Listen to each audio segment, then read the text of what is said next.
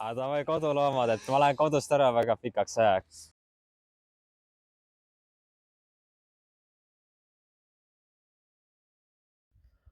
Algul, kui uus isand kodunt lahkus, sujusid asjad normaalselt.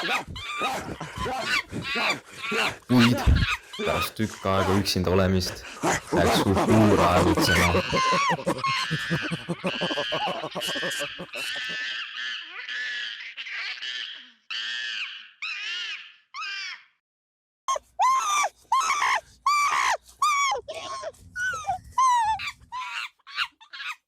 Kui mingil filosoofilisel põhjusel tajus Uhuu, et tema uus isand on hoopis ja nad sõitsid koos jälle.